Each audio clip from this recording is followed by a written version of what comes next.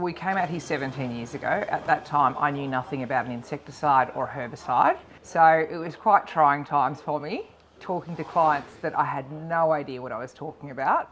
So I threw myself into the business and learnt very quickly. Hi, my name's Bianca Tootell.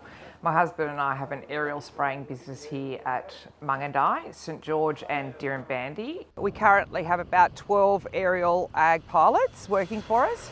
In the winter months, they usually head off overseas to chase down the international firebombing contracts. Ground crew, we're fortunate. We've got a really good bunch that have been with us all now for a couple of years. That can be really hard to hang on to everyone in the drought, but that's a huge point for Charlie and I. If we can keep that core group, they understand the business, they understand the chemical, they understand the airstrips. So then when you do have contract pilots come in, they can really help and assist.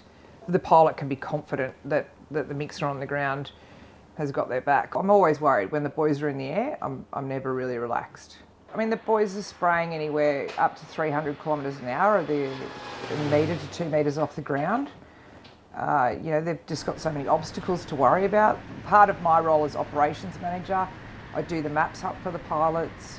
So I'm really particular on, trying to give them as much information as possible. Quite often I'll race out here at 3 or 4 o'clock in the morning and think I've forgotten this or I've forgotten that, or I've got to tell the boys this. So I like to be here every morning with them when they're all having their coffee and all talking about where they're going to be spraying that day and who's got what paddock. And quite often I'll walk out there and see these boys talking to their planes in the morning and think they're half mad, but I think they're just giving her a pat and saying, "You're going to be kind to me today, big girl."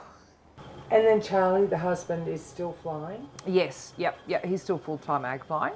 So I try not to put him in a seat for the season. So he's there to manage fatigue as the chief pilot of our precision aerial operations. So between Mungindi, St George, Dirranbandi, we'll just throw him in whatever plane at that time. The boys have got flight and duty times that they've got to adhere to, so they can't do more than 13 days. And yeah, if we just feel that one's getting a bit fatigued or needs a bit of time off, Charlie will just jump in anything. So he'll fly anything from the 802s, the big machines, right down to, our smaller machines. We're a real training ground here at Mungindi. A lot of these ag pilots are from the land, or, they've been country areas and they've watched the planes and said, "I want to do that one day." They come in, they're on the ground for anywhere between 2 to 6 years, mixing chemical, and that way they have a really good grasp of what the job entails. And once they've done their full commercial pilot's licence, then they have to go through an ag rating where that's quite a lengthy process with an instructor side by side.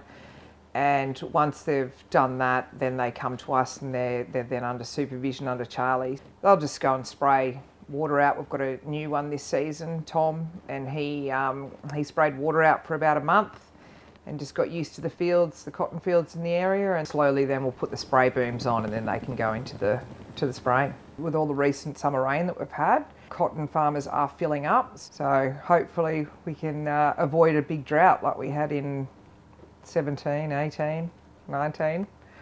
They were hard times. It's such a variable seasonal occupation. Yeah, it's hard. We had a really quiet winter and I got used to just being a mum and spending lots of time with the kids, to all of a sudden we had 100 mil of rain and it was all hammer and tong, and we were at the office 7 days a week, 24 hours a day. Well, I felt like I was living at the office at that time. It's good because it changes and it's dynamic and it's different. Every day is different. And I think the people in the business are the things that I thrive on that. Yeah, we're just like a really big family here.